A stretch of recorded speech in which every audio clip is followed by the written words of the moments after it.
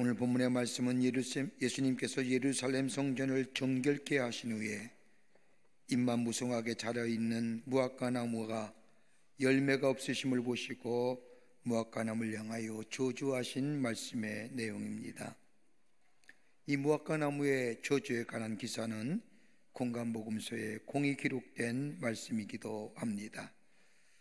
본문의 말씀을 여러 가지의 의미가 담겨져 있지만 이 말씀은 믿음에 관한 문제를 예수님은 무화과 나무의 저주의 사건을 통하여 우리에게 말씀하고 계십니다. 우리가 살고 있는 지금의 시대는 어떻게 보면 합리주의와 이성주의, 지성주의가 팽배한 사회입니다. 이러한 철학적 사조에 기반을 둔 이 사회의 모습은 절대성을 부정할 뿐만 아니라 더 나아가 하나님의 창조를 부인하고 하나님의 주권성과 더불어 하나님의 창조성을 부인합니다. 대표적인 것이 있다고 한다면 인간은 진화된 존재이지 창조된 존재가 아니라는 겁니다.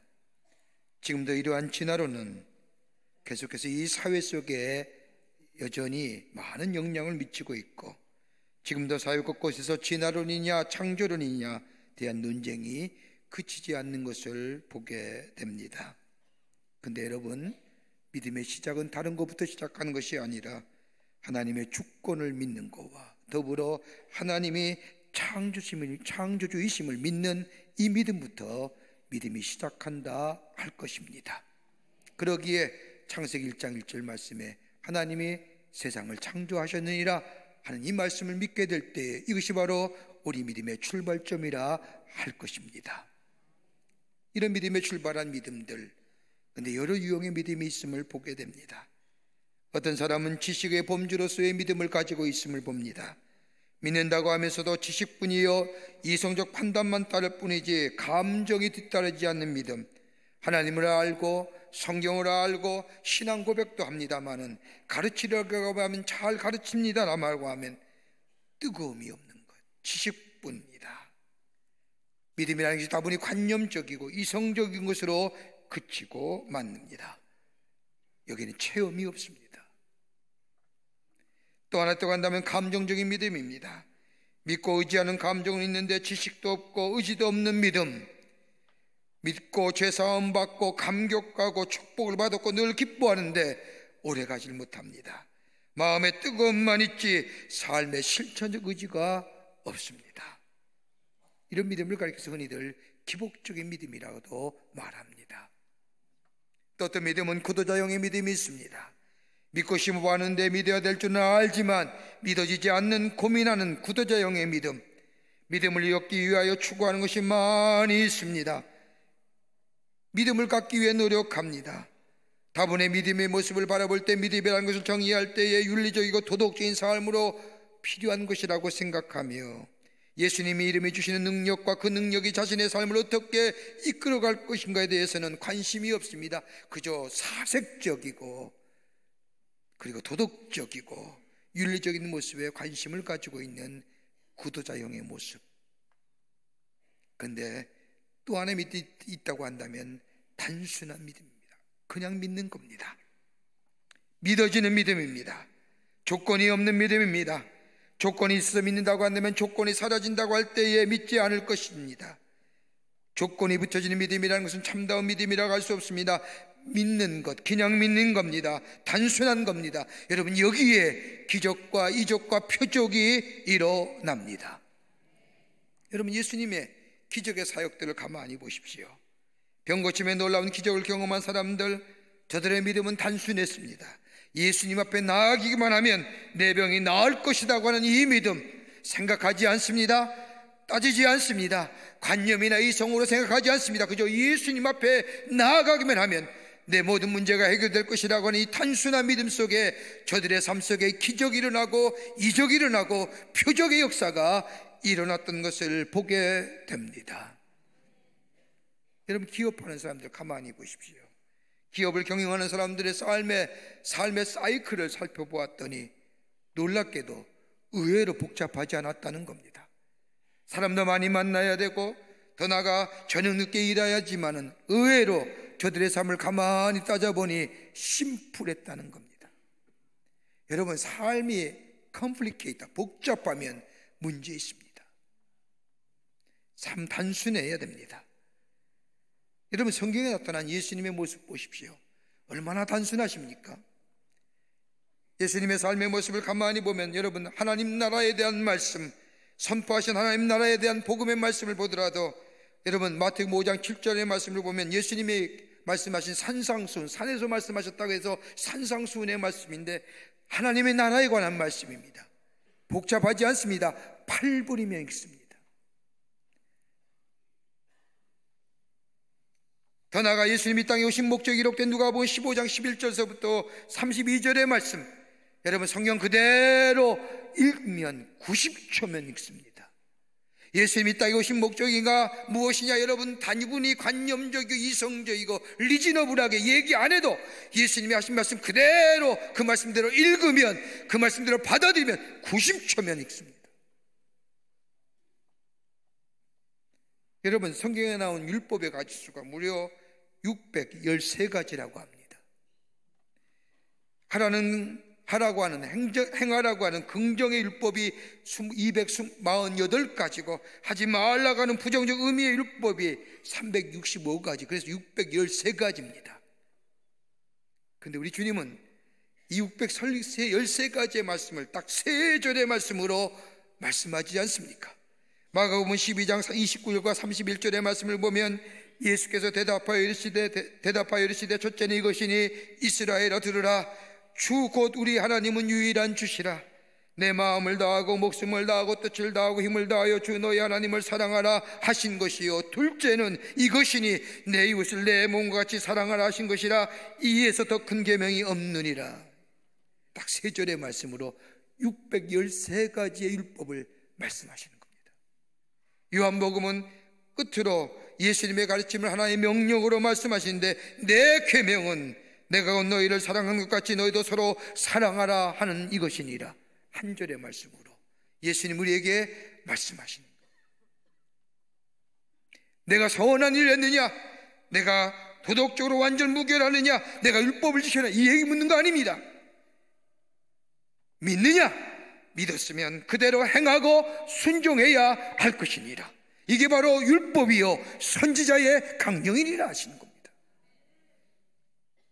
단순하게 간결하게 말씀하신 것은 바로 믿음이라는 것은 지식의 문제도 아니고 감정의 문제도 아니고 우리의 결정적 의지의 문제이기 때문입니다. 오늘 본문의 말씀을 보십시오. 오늘 본문의 말씀은 어떤 사람이 자기 포도원에 무화과 나무를 심었습니다. 그 나무에 열매를 얻을까 하여 3년씩이나 와서 보았는데 매년 올 때마다 열매가 없는 겁니다. 보통 무화과 나무는 2년부터 열매를 맺습니다. 3년이 지나면 열매가 맺고 5년과 7년 사이에 열매가 가장 맛있습니다. 그런데 매년 와보 열매가 없는 겁니다. 여러분, 무화과 나무는 그 이름대로 꽃이 피지 않는 나무입니다. 그래서 없을무에 꽃화자를 써서 무화과 나무, 다시 말하여 꽃이 없는 나무지만은 이스라엘을 대표하는 과일나무인데, 이 무화과 나무는 6월절에 첫 열매를 맺는 것을 시작하여 1년에 4번 내지 5번의 열매가 맺는 나무입니다. 근데 좀 흥미로운 사실은 무화과 나무의 첫 열매와 그 후에 나오는 열매들의 부르는 이름이 다르다는 겁니다. 첫 열매는 파게라 부르고 그 후에 열리는 열매들을 가리켜서 타나라고 부릅니다. 여러분, 성경에 나오는 지명 가운데 우리가 잘 아는 벳바게, 베단이라고 한 지명 여러분 들어보실 겁니다. 여러분, 벳바게가 무엇입니까?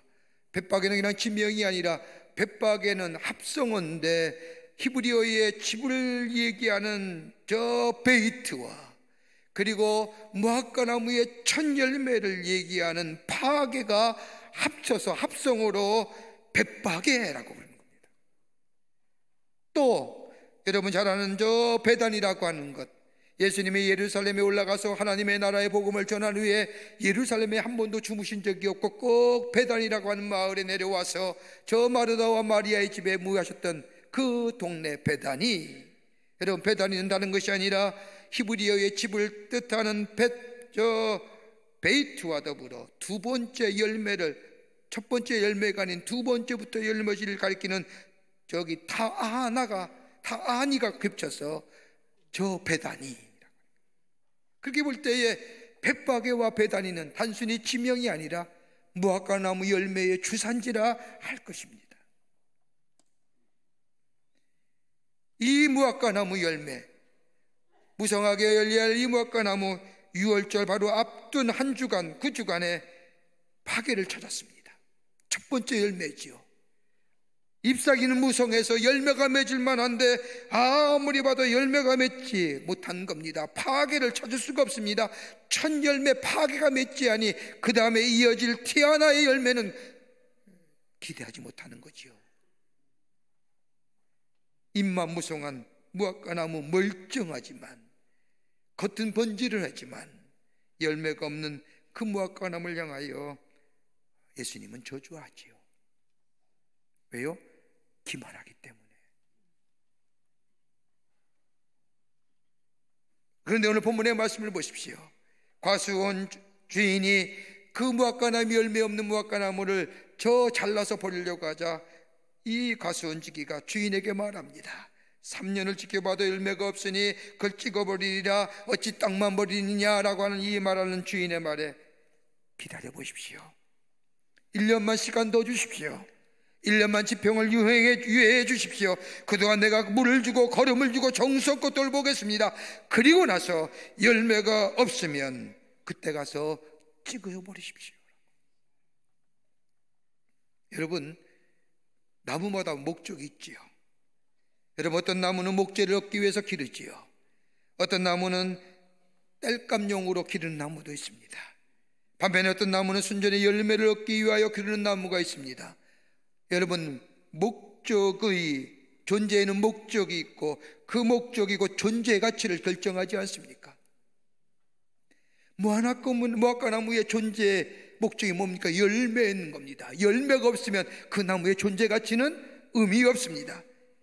존재가의 가치가 없는, 다시 말하면 목적이 불분명한 거기에 희생이나 수고하는 것처럼 어리석은 일은 없을 겁니다. 무화과 나무의 존재의 목적은 열매 맺는 겁니다. 여러분, 우리의 삶 어떠신지요? 한 해를 마감하는 시간입니다. 우리 안에 풍성한 열매가 맺히신 분도 계실 것이고 그렇지 못한 분도 계실 겁니다. 여러분, 지금의 모습은 어떤 모습인가요? 오늘 우리의 삶 속에 하나님 앞에 어떤 열매가 맺어져 연그러져 있는지 한번 돌아보면서 오늘 본문의 말씀을 통하여 함께 말씀을 나누며 은혜 받기를 원합니다.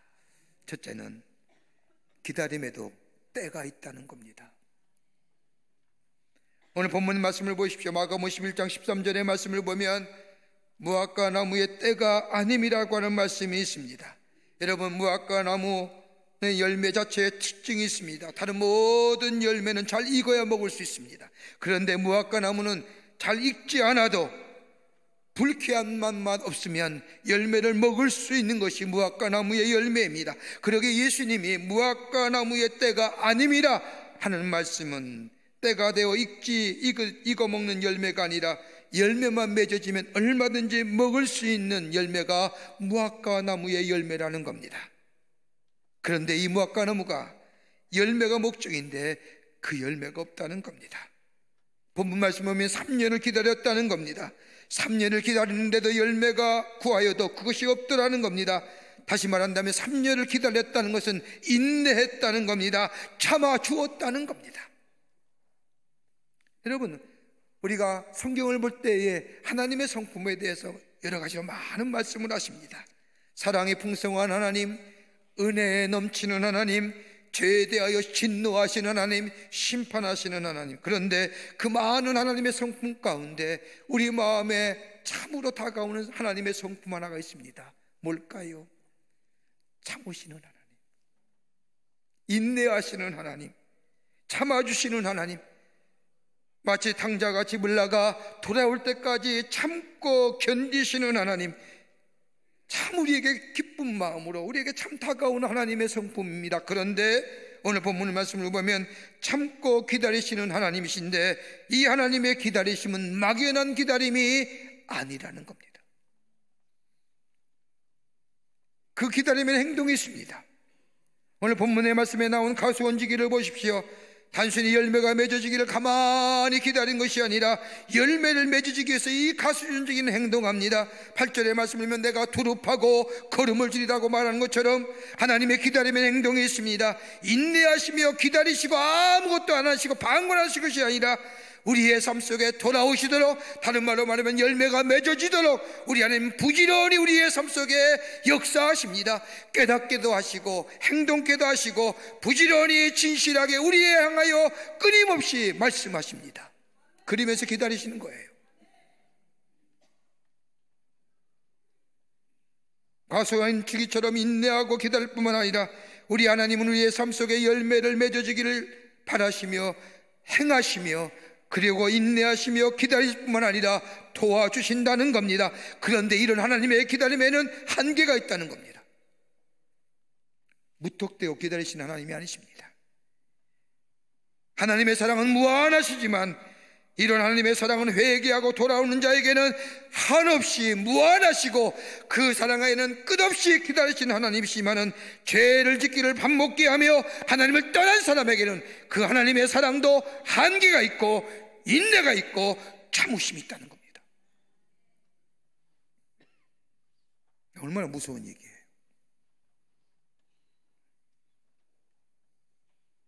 (3년을) 기다리셨다는 거예요. 충분히 인내하셨다는 겁니다. 여러분, 대표적인 얘기 성경에 몇 곳이 나오지요. 여러분, 노아 홍수가 어떻습니까? 제가 관영해졌다고 했습니다. 제가 넘실거렸다고 했습니다. 여러분, 소돔과 고모라의 멸망 어떠실까요? 의인이 10명 있기를 기다렸는데 기다리지 아니한 없으니. 이스라엘 패망의 원인이 뭘까요?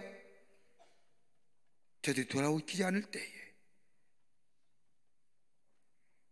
하나님의 인내는 한없이 기다리시는 것이 아니라 믿는 자에게, 돌아오는 자에게는 한없이 기다리시지만은 그 은혜와 사랑을 저버린 자에게는 때가 있다고 하는 겁니다. 그러기에 오늘 본문 말씀을 보십시오. 어찌 땅만 버리느냐라고 하시는 겁니다. 3년 동안 충분히 두고 보아도 열매가 없는데 어찌 땅만 버리느냐? 왜 쓸데없이 계속해서 투자해 버리느냐? 쓸어버려라, 찍어버리라 하시는 겁니다. 더 이상 허비하지 말라는 겁니다. 은혜를 낭비하지 말라는 겁니다. 이제 찍어버리라는 겁니다. 여러분, 은혜가 은혜되기 위해서는 은혜 앞에 있을 때에 은혜를 통하여 열매가 맺어지지만은 은혜를 받고도 계속 곁길로 나가면 그 은혜는 소멸되어 갑니다. 그게 하나님의 은혜의 마지막 때입니다. 돌아와야 됩니다. 기다리고 있을 때에, 인내하고 있을 때에 돌아와 줄 아는 자. 두 번째는 중보자 되시는 우리 예수님이십니다. 찍어버려라, 어찌 땅만 버리고 있느냐고 하는 이 과수원 주인의 말에 과수원지기가 나타나서 말합니다. 주연이여, 금년에도 그대로 두소서 라고 말하며 간절하게 만류를 합니다. 여러분, 여기에 비유의 목적이 나타납니다. 어떻게 보면 이 무화과 나무는 이스라엘을 가리키는 것이고 과수원지기는 예수 그리스도를 말하는 겁니다. 주인은 과수원지기를 나무라지 않습니다. 우리가 생각하기에는 주인이 과수원지기를 나무라는 것이 당연한데, 너 어떻게 나무를 관리할게? 넌 어떻게 나무를 보관할게? 이렇게 열매 없는 나무를 맺히느냐고 얘기할 만한데, 이 주인은 과수원지기를 나무라지 않습니다. 이렇게 본다면 이 과수원지기는 최선을 다하여 이 무화과 나무를 돌보았을 겁니다. 과수원지기에 대하여 비판의 말이 없습니다. 전혀 과실이 없는 무화과 나무의 과수원지기가 이 주인의 말에 나타나 말합니다. 주인이여, 금년에도 그대로 두소서. 내가 한 번 더 수고하겠나이다. 여러분, 이게 복음입니다. 만약 과수원지기가 나타나지 않았다면 무화과 나무는 주인에 의해서 가차없이 찍어 없어질 겁니다. 그런데 과수원지기가 나타나 한 해만 그대로 두소서, 이번에도 그대로만 두소서, 내가 더 이상 열심으로, 더 이전보다 더 열심으로 걸음을 주고 물을 주고 기르겠나이다.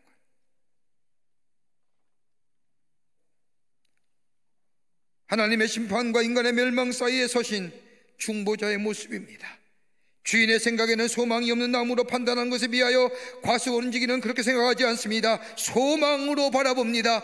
기대합니다. 그러기에 주인에게 1년만 더 시간 달라고 요청합니다. 우리 예수님이 바로 그런 분이라는 겁니다. 우리의 중보자가 되시는 예수님. 그리고 그 뒤에 나오는 말씀을 보십시오. 참으로 감동스러운 장면이 나옵니다. 18년 동안 귀신 들려 미쳐서 꼬부라지고 불에도 들어가고 물에 들어가는 이 여인, 조무지 사람이라고 느낄 수 없는 이 여인을 향하여 예수님 뭐라고 말씀합니까? 저도 아브라함의 딸이라고. 귀신 들린 여인이에요. 귀신 들려서 그렇지, 귀신이 나가면 아름다운 여인이라는 겁니다. 외형으로 보는 것이 아닙니다. 본래의 모습을 보는 겁니다. 저가 귀신 들려서 물에도 들어가고 불에도 들어갔지, 저 귀신만 나가면 저 또한 하나님의 아름다운 형상이요 아브라함의 딸이라는 겁니다. 여러분, 우리 그렇지 않습니까? 우리 안에는 욕심이, 우리 안에 정욕적인 것이 우리의 삶을 갈짓자로 만들고 이리도 가기도 하고 저리도 가게 하지만, 여러분, 우리 안에 있는 이 욕심과 이 정욕이 하나님의 거룩한 영에 의하여 다스려지고 이 거룩한 영에 의하여 우리 마음이 지배된다고 한다면 우리만큼 하나님의 귀한 형상대로 지음받은 인간이 어디 있냐는 거예요.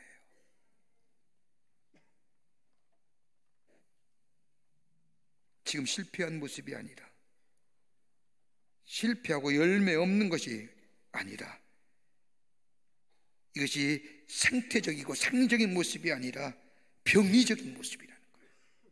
고칠 수 있는 거라는 거예요. 치유가 아니라, 회복이 아니라 치유의 사건이에요. 여러분, 치유라고 하는 의미, 회복, 보통 받는 사람들은 리커버리, 치유, 회복된다고 얘기하지만 성서가 말하는 것은 치유, 회복이 아니라 치유입니다. 온전하게 하나님의 형상대로 덧입혀지는 힐링 됐다는 거예요. 고침받을 수 있는 존재, 죄로 말미암아 죽을 수밖에 없는 우리들의 삶이지만 예수님이 십자가에 달려 돌아가심으로 말미암아 그 십자가의 놀라운 은혜가 우리를 뭐요? 덧입혀 주잖아요. 뭐로? 그리스도의 의로. 그리고 우리를 뭐라고 얘기해요? 의인이라 칭하는 거잖아요. 고쳐질 수 있는 존재들, 새롭게 될 수 있는 존재들. 여러분, 예수님의 치유의 사역을 가만히 보십시오. 예수님의 치유는 단순히 육체의 질병만 고쳐주신 것으로 끝나는 것이 아니라, 여러분 보세요. 육체의 질병은요, 다시 걸릴 수 있어요. 나사로가 죽었잖아요. 나사로가 죽었지만 영혼이 살았어요? 예수님이 살리신 후에 그가 살았지만은 나중에 죽지 않습니까? 병도 마찬가지예요. 고쳐주신 것이 중요한 것이야. 그 다음에 다시 병 걸릴 수 있어요. 그러나 마음의 병이 들면 웬만하면 고치기 쉽지 않아요. 더 나아가 영혼이 병들면 그것만큼 치유의 역사가 쉬운 것이, 어려운 것이 없어요. 근데 주님은 뭐예요? 육체의 질병이 아니라 내가 죄 사함 받았느니라, 내 영혼의 질병도 고쳐지고 더 나아가 마음의 질병도 고쳐지는 온전한 치유의 역사를 행함으로 새로운 존재로 거듭나게 했다는 거예요. 중보자 되신 우리 예수님. 그러기에 예수님에 나오는 자는 못 고칠 질병이 없는 겁니다. 과수원지기는 본래 무화과 나무를 나쁘다고 본래적으로 생각하지 않았습니다. 잘못되어서 그런 거지, 조금만 치료하고 고치면 다른 방향으로 전환하면 충분히 열매를 맺을 수 있다고 생각합니다. 가능성을 본 겁니다. 하나님의 능력으로 새롭게 될 뿐 아니라 변화 가능한 것으로 이 주인은 여겼다는 겁니다. 바로 우리가 이 중보자 예수님 안에 거할 때에 우리 안에 이런 역사가 일어납니다. 저 사람 변할 수 없어, 가능이 없어 라는 사람도 예수 안에 거하면 변해집니다. 저 사람은 아니야 라고 또 얘기했던 사람도 예수 안에 있으면 와, 달라집니다. 그러기에 요한복음 15장 7절과 8절의 말씀을 보면 너희가 내 안에 거하고 내 말이 너희 안에 거하면 무엇인지 원하는 대로 구하라. 그리하면 이루리라. 너희가 열매를 많이 맺으면 내 아버지께서 영광을 받을 것이요 너희는 내 제자가 되리라 하시는 겁니다. 예수 안에 거할 때, 우리의 중보자 되시는 예수님 안에 거할 때에 하나님과 우리의 관계가 회복됩니다. 우리의 중보자 되시는 예수님 안에 거할 때에 우리 안에 풍성한 열매가 맺어지고, 중보자 되시는 예수님 안에 거할 때에 너희는 무엇인지 내 이름으로 구하라. 그리하면 내가 이루리라 하신 말씀처럼 우리 안에 기도의 응답의 역사가 있을 뿐만 아니라 중보자 되시는 예수 안에 거할 때에 하나님의 능력이 우리와 함께 계시고 우리 안에 풍성한 열매가 맺어지는 역사가 있게 됩니다. 그러기에 과수원지기가 말하지 않습니까? 주인이여 금년에도 그대로 두소서. 내가 한 번 더 수고하겠나이다. 늦지 않았다는 겁니다. 늦지 않았다는 겁니다. 지금이라도 주님 앞에 들어오는 자, 예수 안에 거하는 자, 예수가 나의 삶의 주인 되심을 고백하는 자에게는 풍성한 열매가 맺어지는 놀라운 은혜가, 놀라운 결실의 삶이 우리 안에 있게 될 줄 믿습니다. 이 예수 믿고 사는 것. 끝으로 끝까지 책임지시는 예수님이십니다. 끝까지 책임지시는. 오늘 가수원직이, 오늘 주인이 와서 저 열매 없는 무화과 나무를 다 찍어버리라고 말할 때에 가수원직이가 얘기합니다. 내가 잘못했습니다. 본 말씀 보십시오. 내가 두루 파고 걸음을 주며 한 번 더 노력해 보겠습니다는 무슨 얘기입니까? 내가 잘못했습니다. 내가 관리 잘못한 겁니다. 내가 돌보지 못했습니다. 내가 좀 더 열심으로, 내가 좀 더 정성을 가지고 저 나무 열매, 저 나무 돌봤어야 될 때에 열매가 맺어지는데 내가 게을렀습니다. 주님이 우리 대신 책임지는 거예요. 과수원지기는 나무에 대해 아무런 말도 하지 않습니다. 나무가 나쁜 겁니다. 종자가 시원치 않습니다. 저 자랄 때부터 내가 봤습니다. 그런 얘기하는 겁니다. 내가 두릅하고 내가 걸음을 주며 내가 수고하겠습니다. 내가 책임지겠습니다. 저 나무 탓 아닙니다.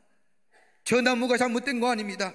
내가 좀 더 수고하고 내가 좀 더 노력하고 내가 좀 더 걸음을 주고 물을 줘야 되는데 내 노력이 부족했습니다.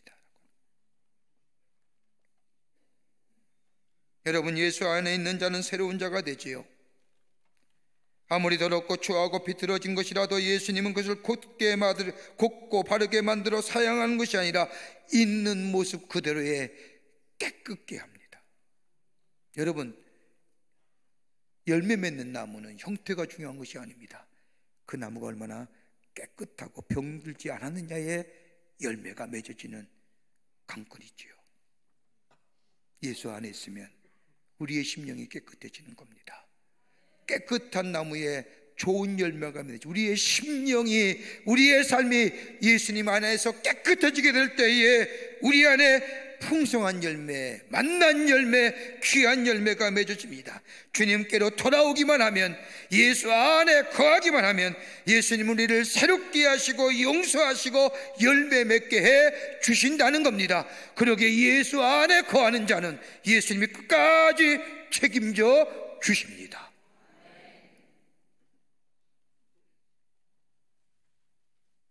데이비드 플로드라고 하는 스웨덴 출신의 선교사가 있었습니다. 젊은 날에 하나님께 헌신하기로 작정하고 예수님에 대한 자신의 헌신을 이해하는 아름다운 스페아라고 하는 젊은 처자와 결혼을 합니다. 그리고 둘이 함께 복음을 전하기 위해서 1921년에 아프리카 해안에 도착합니다. 전심을 다하여 복음을 듣지 못한 자에게 복음을 전합니다. 근데 시간이 가면 갈수록 처음에 가졌던 뜻과 계획처럼 되질 않는 겁니다. 어려움이 말할 수가 없습니다. 상황이 점점 악화되어 갑니다. 아프리카 사람들은 적대적이게 되거나 아니면 복음에 대해 무관심합니다. 이렇게 되자 저들의 마음속에 어려움이 찾아오기 시작합니다. 이 어려운 상황 속에서도 하나님은 플로드와 스베 사이에 1분, 2분 딸 하나를 선물로 주십니다. 그런데 얼마 지난 후에, 아이가 태어난 얼마 후에 그렇게 사랑하는 아내가, 스베아라고 하는 아내가 아프리카 풍토병으로 죽습니다. 이렇게 되자 이 플로드의 마음속에 회의감과 의심이 찾아옵니다. 내가 이렇게 열심히 일하는데, 하나님 나라의 복음을 전하는데 열매 없는 것, 내가 바친 노력의 결과 그렇게 애를 쓰고 하나님 나라의 복음을 전하는데 단 한 사람만 회심자가 생겼습니다. 그건 다름이 아니라 자기 딸아이 하나입니다. 이 한 명의 회심자를 위해서 그토록 사랑했던 아내가 세상을 떠났고, 자기가 가장 중요했던 최고의 시간들 다 바쳤는데 고작 열매 하나는 아이 하나입니다. 내 아내를 이런 적대적이고 잔인한 상황으로 대책 없이 데리고 온 나라는 인간, 정말 바보였구나라고 하며 심한 죄책감과 자괴감에 몸서리칩니다. 그리고 이 패배와 실패의 어두움을 벗어나기로 결정하고 고향으로 돌아가리다. 아프리카를 떠나기로 결심합니다. 그런데 딸아이가 걸리는 겁니다. 데려가서 같이 살자니 엄마 없는 아이, 미래가 참 어둡습니다. 그래서 이 플로드는 아프리카 땅에 함께 동역했던 선교사 가정에 자신이 딸아이를 맡겨놓고 자신은 스웨덴으로 돌아옵니다. 스웨덴으로 돌아온 이 플로드, 먹고 살기에 급급했기에 먹고 사는 생활전선에 뛰다 보니 하나님이 더 잊어버립니다. 하나님과 점점 더 멀리 갑니다. 심지어는 한 과부와 동거하며 그때 이후로는 자신의 낳은 딸아이를 잊어버리고 맙니다. 아니, 생각하기 싫은 겁니다. 그러나 그의 딸, 아프리카인 선교사 가정에 맡겼던 이 딸은 아버지를 생각합니다. 이 딸은 자라면서 양부모로부터 자신의 친부모가 아프리카에서 선교했던 일들에 대하여 듣기 시작합니다. 이런 이야기를 들은 이 딸은 자신의 아버지인 플로드를 맡기를 소망합니다. 그리고 오랜 시간이 지난 후에 이 플로드의 딸 아이는 장성하여 스웨덴으로 여행할 기회가 되었습니다. 수소문하여 이 딸은 자신의 아버지인 플로드를 만납니다. 그때 이 플로드의 나이가 71살입니다. 40년, 무려 40년의 세월을 하나님과 등지고 살며 알코올 중독자가 되어 폐인이 되어 있습니다. 딸은 다가가서 아버지에게 아버지를 사랑한다고 말하며, 그리고 하나님에 대한 자신 아버지의 사랑을 이야기합니다.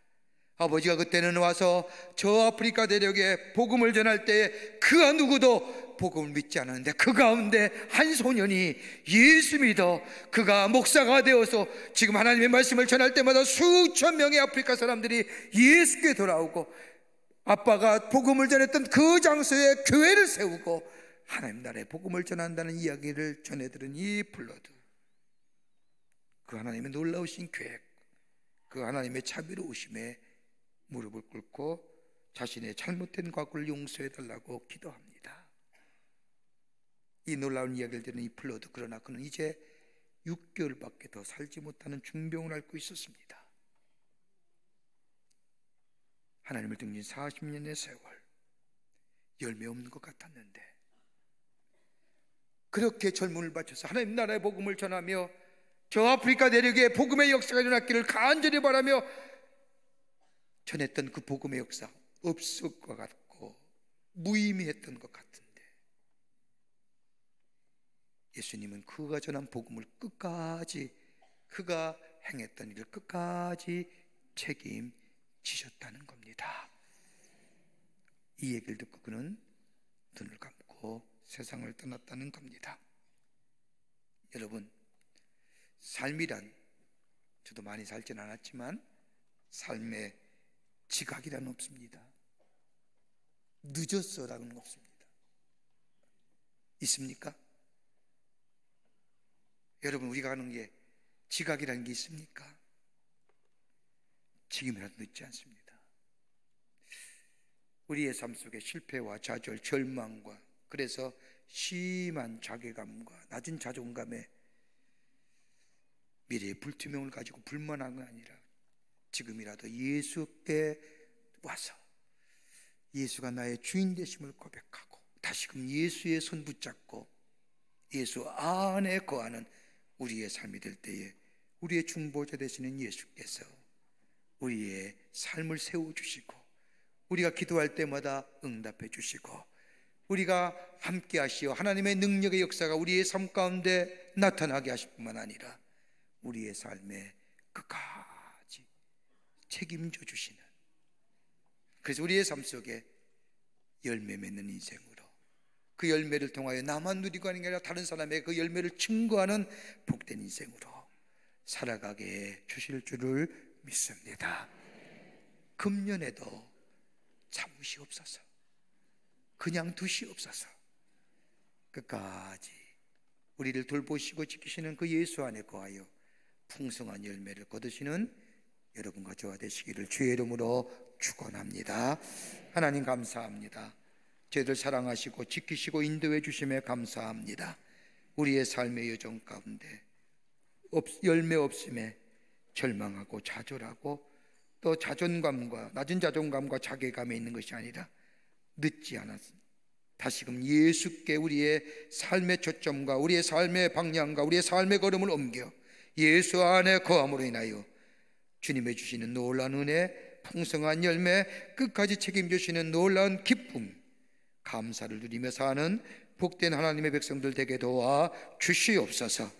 도우실 줄 믿으며 예수님의 이름으로 기도하옵나이다. 아멘.